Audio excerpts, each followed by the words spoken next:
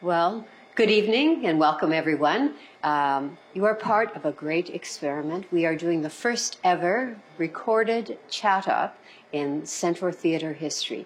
So welcome to the experiment and welcome to tonight's chat up. My name is Lucinda Choden. I'm the former editor-in-chief of the Montreal Gazette, and I'm very pleased to be here tonight to talk about A Play for the Living in the Time of Extinction, which had its Canadian premiere here at the Centaur last Friday night. My guest today is climate educator Heather Short. I'll be telling you more about Heather in a few minutes. But first, a little bit of housekeeping. You're welcome, of course, to enjoy the coffee and snacks here, but please keep your masks on when you're not eating or drinking. And I will also explain a little bit about the format of today's chat up if this is a first time for you. We'll start off with a conversation between Heather and me, but we'll leave plenty of time at the end of our discussion for questions. We'll wrap up at about 7:45, so if you're seeing tonight's performance, you'll have plenty of time to get upstairs and get yourself settled in. Before Heather and I start talking, let me tell you a little bit about the production we are here to discuss. A Play for the Living in a Time of Extinction is by Baltimore playwright Miranda Rose Hall, who was actually here at the Centaur for the Canadian premiere last Friday night. Here's the scenario of the play. A theater company is presenting a play about climate change. There's only one problem. The two actors are not there to perform. So Naomi, the dramaturge, someone who usually works behind the scenes, steps forward to speak with the audience and try to find a new way to tell the story of what she describes as the catastrophe of climate change. It's a serious topic, but one critic described the result as equal parts wit, heartbreak, and inspiration. Naomi's journey implores us to carry on with radical hope. I'm very pleased that Heather Short is here with me tonight to talk about climate change and radical hope.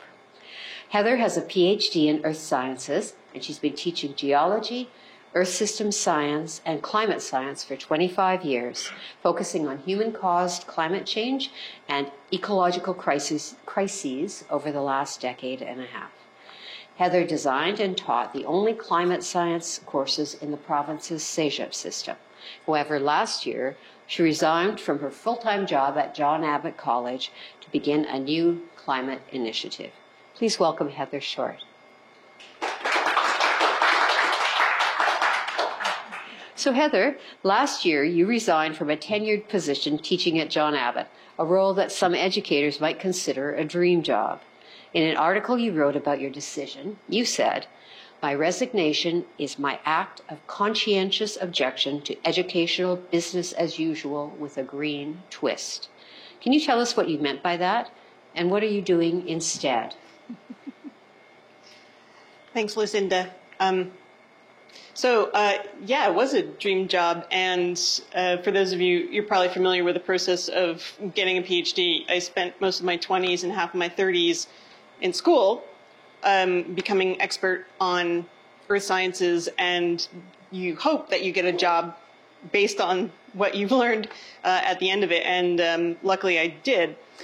And I really enjoyed teaching about earth sciences and climate science in particular because it's really interesting. Actually, the science itself is fascinating, and you have to use all of the allied sciences together in the context of Earth's history in order to make sense of what's happening now in the climate. So the science was really fun, and that really motivated me for a long time. But then I noticed that my students were not quite as excited about it as I was, and so I added in some content on climate psychology. Why do people react to or don't react to the science about the climate crisis in a way that is proportional to the crisis?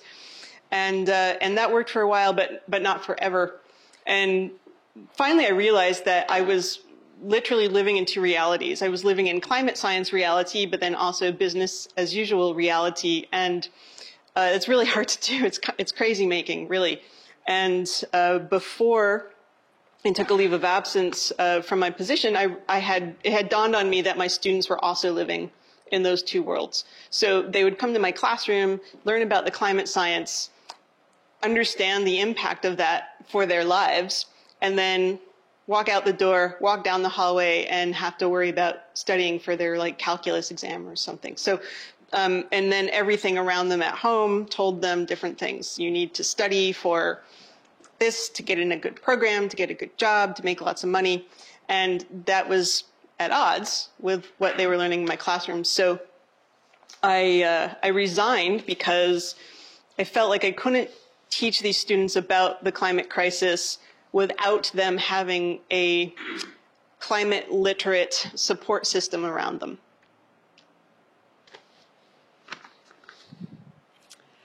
So let's talk a little bit about climate change, just to make sure that we're all talking about the same thing. The term refers to long-term shifts in temperatures and weather patterns. Since the 1800s, human activities have been the main driver of climate change, primarily due to the burning of fossil fuels like coal, oil, and gas. That is a process that produces heat-trapping gases.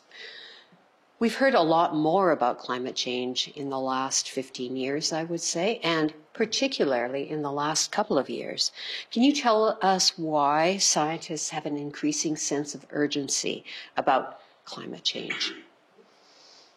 Yeah, a couple of reasons. So climate scientists use computer models that simulate how our climate system works in order to predict what's going to happen in the future based on certain CO2 emissions strategies. So they'll run several, actually hundreds, if not thousands of different model runs in their computers with different scenarios for CO2 emissions, whether we cut CO2 really quickly or sort of do middle of the road or just continue business as usual. And what we're seeing in the even just last year, and even now already with this heat wave in India and Pakistan, are things that these models predicted would not happen for another 10 years. So the models are pretty good. If anything, they're underestimates. So most of my friends who work in climate science are pretty worried about this because what we're seeing happening right now on the ground is what we thought would not happen just yet. So there's also been a lot of public protests in the news recently in the last, say, 3 or 4 years, starting with Greta Thunberg, bringing attention to this. So I think there's a combination of things. The science is saying this is very, very urgent, especially with the 2018 IPCC report and the recent IPCC reports that came out. The last one was first week of April, saying that basically we have no time left. We have no time left to deal with this. We must do something right now. And when scientists say that, they mean it. It's like shouting it from the rooftops, because most of the time scientists are very, very cautious in their statements, because science is a collective endeavor that is practiced through a system of organized scrutiny. And scientists never overstate what their conclusions are. It always has to be based on the evidence. And right now, that evidence is saying this is an emergency. So IPCC stands for the Intergovernmental Panel on Climate Change, and that is a UN sort of fostered body that takes a regular look at what's happening with the planet and helps monitor what's going on. So those scientists are shouting from the rooftops, you say, and saying, look, we really have to get serious about climate change. But I think probably a lot of us in the room know people who will say, well, you know, the jury is out on climate change, or not all scientists agree about it. In fact, there are a handful of prominent scientists who do not agree and who are saying, look, it's sunspots, or we can't link this to human activity. And there are also people who say, well, look, you know, maybe the majority of scientists say, yeah, climate change is happening, you should be worried. But, you know, the majority of scientists back in the time of Galileo agreed that the sun revolved around the earth. So what do you say when people say, look, not everybody agrees, or the jury is out? Well, one thing I can say is that today science is done very, very differently than it was in Galileo's time. There are thousands, if not hundreds of thousands of scientists from all different cultures from all over the world who work collectively through the publication of peer-reviewed research papers. So this is that system of organized scrutiny that I mentioned earlier. And those scientists aren't allowed to just say whatever they want, even though Galileo was a smart guy. Science is now done almost as crowdsourcing, right? Except from a very special kind of crowd of people who've devoted their lives to studying a very, very specific field of science and going through this very rigorous system to get their results published. So today, science is not the same as science that was done hundreds and hundreds of years ago. So it's almost impossible for somebody credibly, as a scientist, to stand up and say something that's completely against consensus, because they need the evidence to back it up. So, and right now, the IPCC serves as this sort of second round of peer review, and climate science consensus has absolutely been reached. There's no question that humans are causing the climate to change, and that it's happening right now. So I like to tell people sometimes, if you don't believe in climate science, you might as well not believe in gravity, because they're both gone through this same rigorous process of testing in the real world. And we know from observing, actually right now, that the climate is changing and is caused by humans. So you have a new website. It's drheathershort.com. I'll repeat that at the end of the session, just so that if you'd like to follow up, you can do some research yourself. Anyway, your website says on its homepage, action begins with climate literacy. So what is climate literacy, and why does action begin with it? Why is that so key? So I often think of, like, everybody knows about climate change now, right? It's really unusual to run into somebody who is a complete, absolute denier.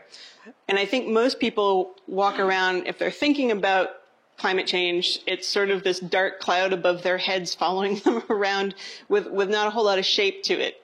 So climate literacy, in my view, is something that's necessary in order for people to make sense of what's happening now and then be able to judge if those solutions offered to them by their governments are enough. So climate literacy is similar to language literacy or to mathematical literacy. You need to understand the alphabet in order to take part in language, right? In conversations, writing, reading. Same is true with climate literacy. And I don't think we have that right now in this country or in most countries, because the gap between what the science is telling us we need to do and what most of our governments are actually doing is large. And people may know about that, they may not. And not being climate literate is a source of not only inaction, but it's also a source of anxiety. People don't really want to think about it, so it's easier to ignore. And I like to put forward 4 main points in what every climate literate person should know. One is that this is an emergency. This is absolutely beyond a doubt an emergency that we have to deal with ASAP and very, very aggressively. Second is that the good news, here's the good news. The good news is that the most recent climate science consensus tells us that the climate will stabilize very, very quickly if we stop emitting CO2. So as soon as we stop emitting CO2 and reduce methane emissions significantly, the climate will stabilize within years. Now, that's amazing. That's the best news we've had about the climate in the last 30 years. We used to think that it would take decades, if not hundreds of years, for the climate to stabilize, to stop warming. So what that tells me is that that's a really great incentive to take very aggressive measures to stop CO2 and methane emissions. Thirdly, we still actually have time to do this. So we don't have a lot of time, but we do have time. We're not doomed. We're only doomed if we allow ourselves to be doomed. I sort of like to frame this as a diagnosis and prognosis scenario. Imagine that you were being told by your doctor that you had cancer, it was quite serious, but if we treated it aggressively, you would still live. You would have a livable life. It would be different. You would have to change your dreams, your hopes, what you had planned for yourself, but you'd survive with aggressive treatment. And that treatment, of course, isn't going to be fun. And the same is true for the climate crisis. But we need to address it aggressively and immediately. And if we do, we would still have a livable future, and so would our kids. And fourth, massive change is coming anyway. It's going to happen anyway. So essentially, living on a planet with an economic system that is based on continuous growth is unsustainable in the truest sense of the word. So it's going to collapse whether we're ready for it or not. We cannot continue to extract and burn and produce things on a planet that is physically finite. So we might as well embrace that change and steer it in a direction that is a much more positive one. We'll get back to that part of steering the change a little bit later on. But I wanted to ask a bit more about what kids are learning in school about climate.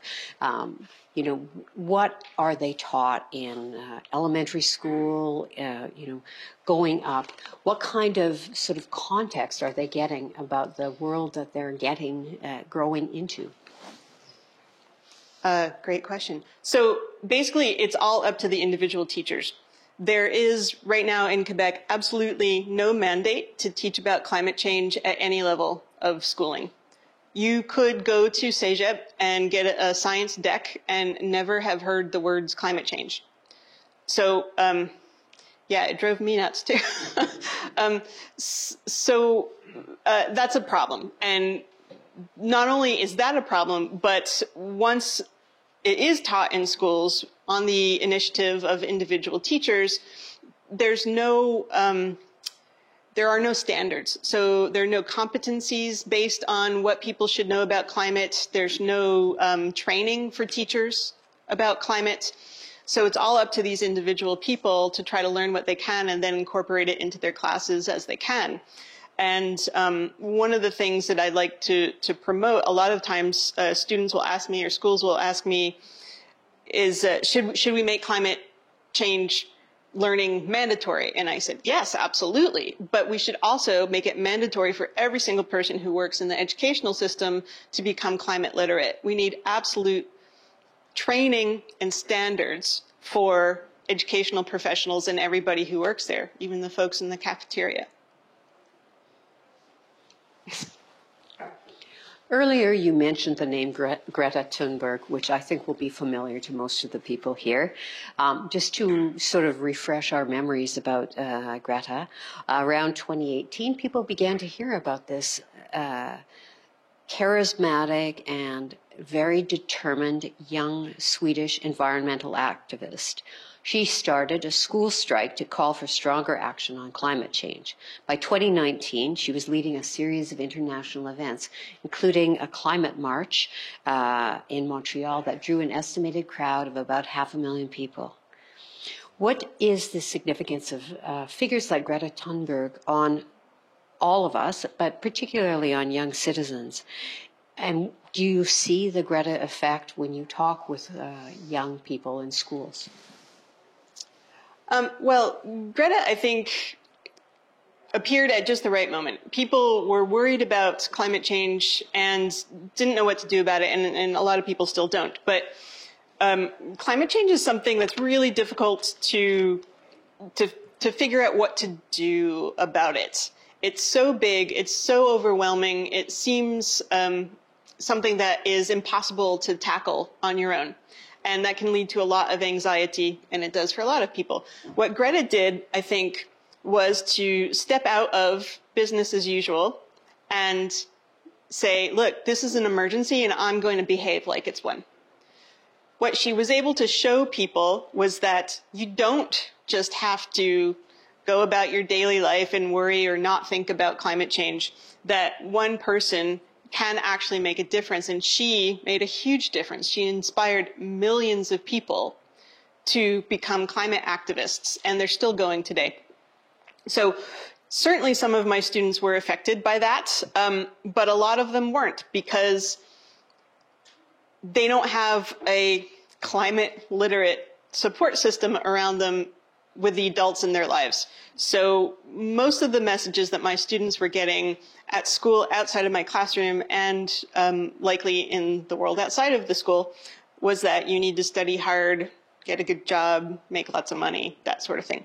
So we need to have more Gretas, but we also need to have more adults taking the reins and stepping in and saying, you kids shouldn't have this burden, and we're going to try to fix this for you. We're going to try to do our best for you. And Greta did inspire a lot of other environmental climate action groups to do bolder measures, to take direct action. For example, with Extinction Rebellion in the United Kingdom, there was an Extinction Rebellion group here in Montreal. There still is one. And even though not everybody agrees with their tactics, recent studies have shown that direct action, people actually physically putting their bodies in the way of fossil fuel production and financing of it, influences the public opinion in a positive way. Yeah, people get a little irritated. So, but all in all, it's positive and makes more people want change and aggressive treatment, if you will, for the climate crisis. So I think Greta did something amazingly brave by saying, I'm not going to cooperate with this system anymore because this is condemning my future. And she's inspired millions of people to do that as well.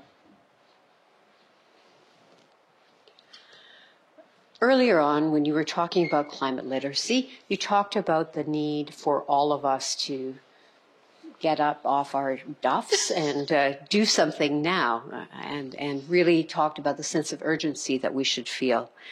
I'd like to talk about what we can do as individuals.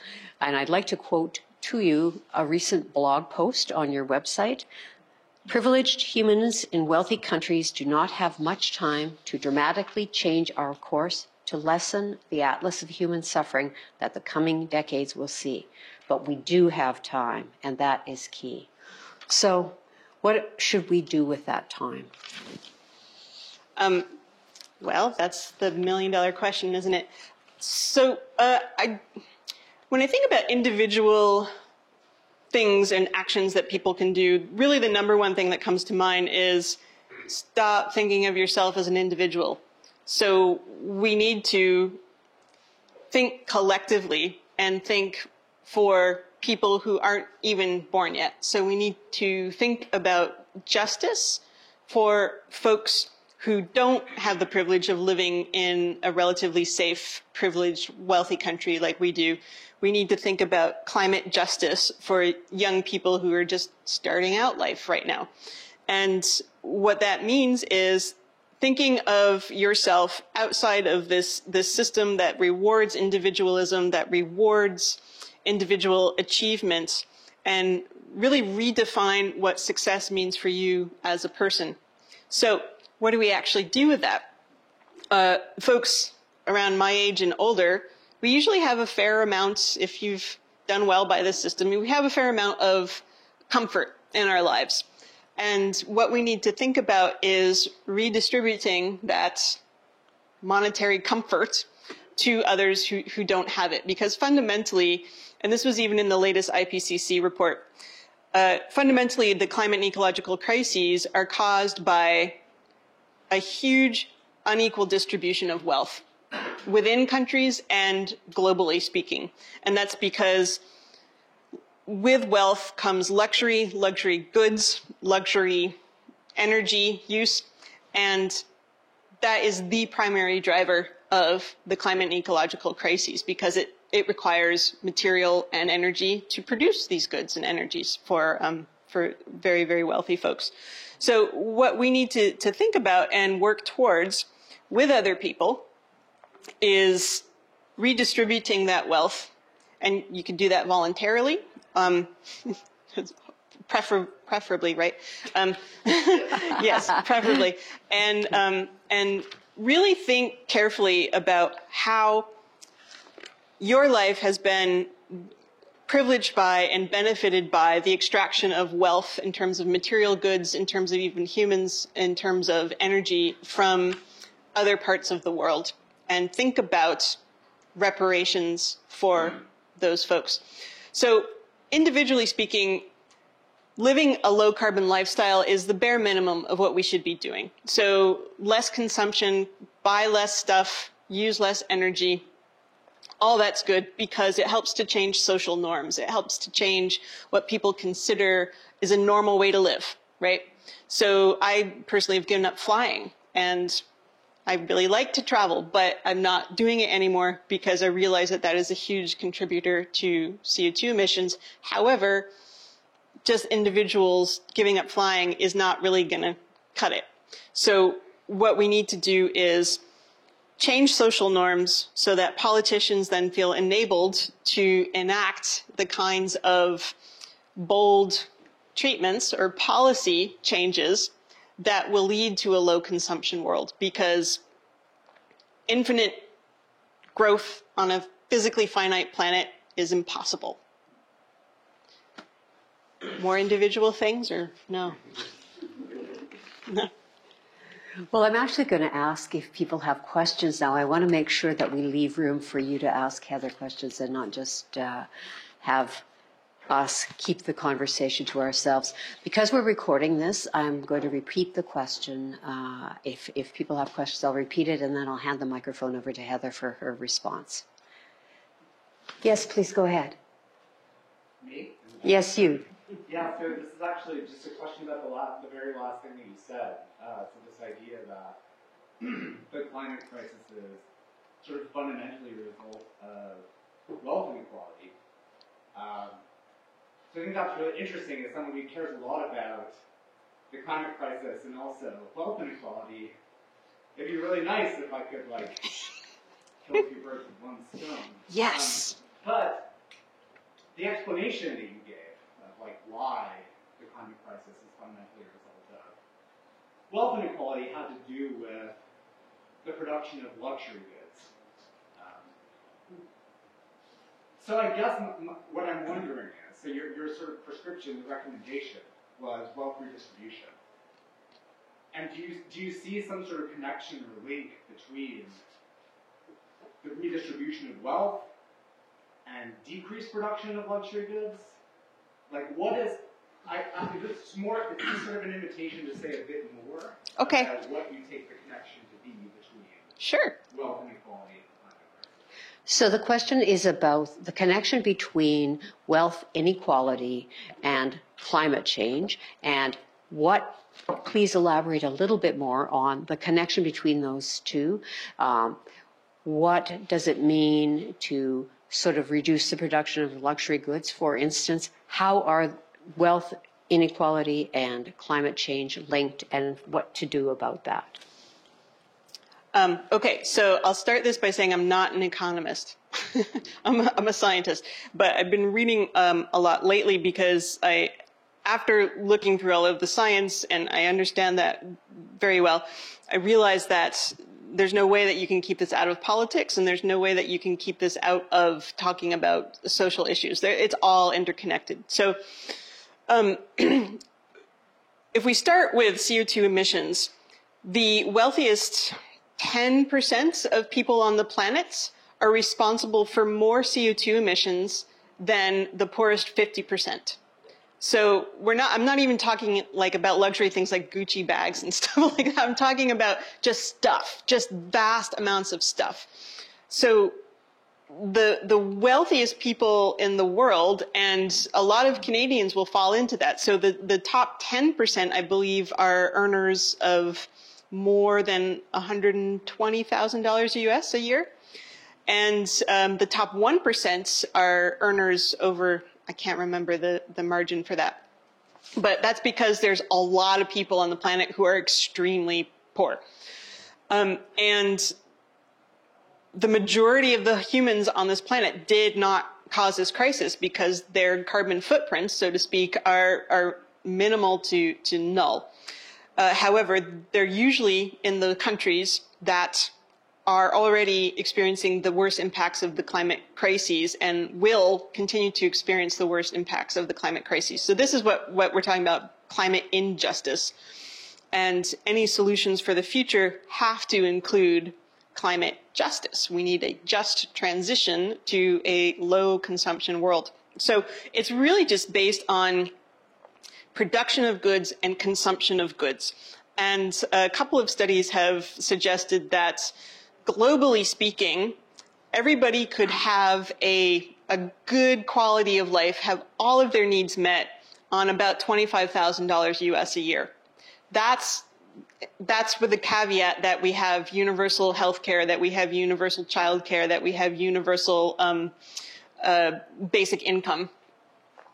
And if we were to do that and redistribute that wealth to poorer countries and to poorer people within wealthy countries, we would be able to live within the safe planetary boundaries of the Earth. Because obviously the climate crisis is not our only crisis. You're here to see a play about extinction, right? So we're also experiencing an evolution crisis. We're also experiencing pollution crises. Microplastics are everywhere, apparently. And all of those things have the same solution, which is lowering the consumption of the wealthy few. And that's the top 10% of earners in the world. So it's fundamentally because our growth economy is based on the consumption of materials and energy taken from the Earth. If we continue to extract materials and energy from the Earth to grow our economies, we will destroy our only home. And by and large, the people who are driving that consumption of materials and energy from the Earth are the top 10% of earners. So if we take away that huge wealth imbalance and spread it around, there will be less consumption of goods overall. Does that make sense? Yeah, thank you. Okay, I could go on, but no, all right. Other questions? Well, yes, please go ahead. You mentioned political pressures. We all know that politicians work to be re-elected in 4 years' time, and very few of them are willing to really stick their neck out and impose conditions which would really reduce, say, consumption of fuel and so forth. How do you see that working out in the future? The question is, we are looking at drastic solutions. We know that politicians have in the forefront of their minds being reelected after 4 years. So how does that work? How can we make a change when that is the case? Great question. So yeah, I mean, of course, nobody wants to ditch democracy, right? And proponents of the kind of rapid changes that we need to see happen economically and politically actually call for deeper democracy. So they call for citizens' assemblies and the participation of average citizens, almost like a jury system, called in to participate actively in local governments. So that could be one of the ways around this 4-year, more or less, political election cycle. But also, they look at polls, they listen to polls, and politicians will ultimately, hopefully, do what the majority of the population wants if they say it loudly enough. That's the way it's supposed to work, right?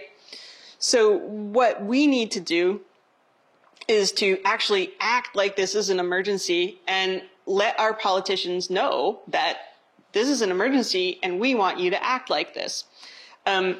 Canada is doing really poorly at the, I hate to say it, but really, it's kind of embarrassing on the world stage because in the same week that the latest iteration of the IPCC report came out, they approved new oil and gas projects off of Newfoundland. So, and it's shocking. I mean, a lot of us were just like floored. We had no idea how to respond to that. So, what we have to do is to continue to make our wants and needs known loudly. And the more different people do that, not just young people, not just people who are already, you know, gluing themselves to RBC or whatever.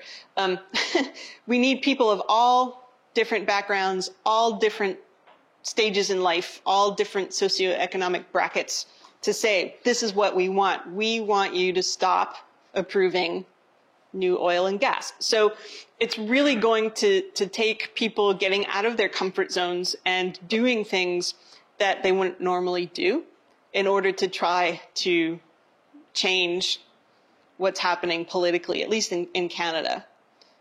You don't look convinced. Yeah. Okay. Good. Okay. Other questions? Yes, ma'am. Okay.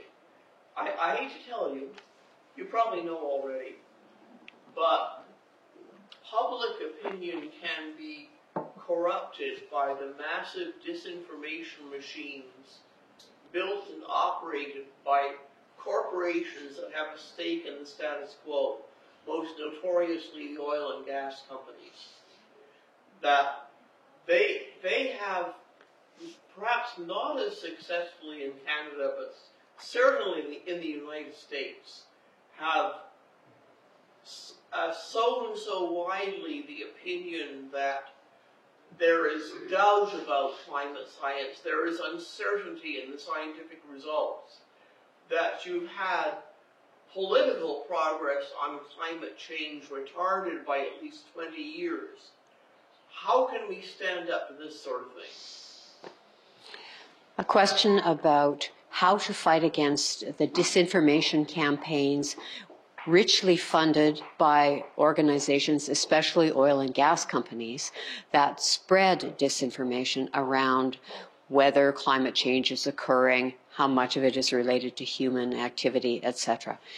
How do we fight against that level of disinformation and that sophistication of disinformation dissemination that we see especially in the United States? I wish I could solve that one with one sentence. It's a huge issue, and you're right. And what I've learned in talking to people and learning more about climate psychology and the way people react to troubling information is that people will look for evidence, whether it's actual science or not, that will confirm what they already believe, right? So people will cherry pick information from social media, from the internet, from news sources that will reconfirm what they already believe and want to believe. So it's very, very difficult to change those people's minds, but the way to do it is by having somebody they trust and respect talk to them about the actual facts.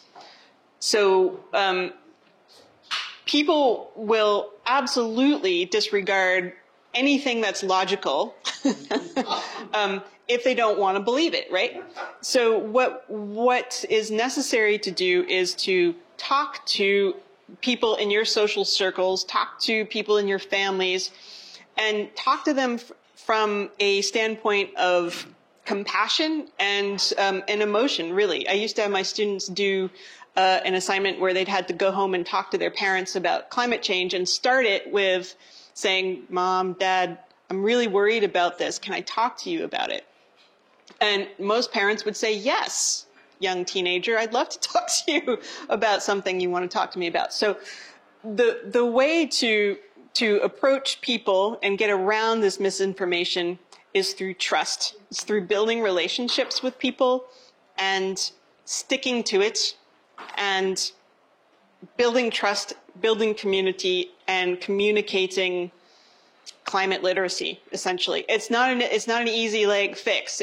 This is something that takes time, and it takes effort, really, and compassion. It takes a lot of compassion, because oftentimes deniers are really terrified. They choose this information to support their views that it's not happening because they're actually really scared.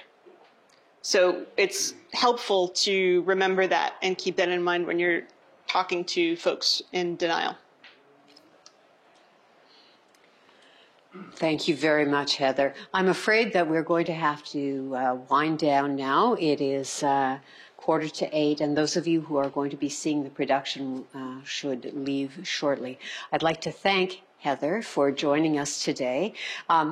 Please check out her blog at drheathershort.com. No periods, all one word. If you just look up Heather Short, S-H-O-R-T, she'll come up very quickly. There are lots of reasons for radical hope, and there are also things that we've talked about today, like how do you talk to people about climate change?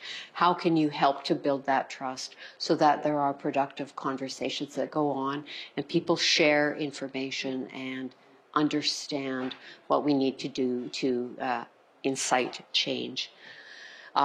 This is the first and last Centaur Chat Up of the year.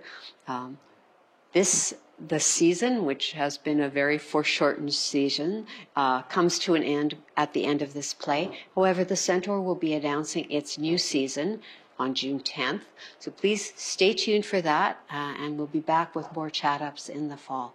Thank you very much, and enjoy the production.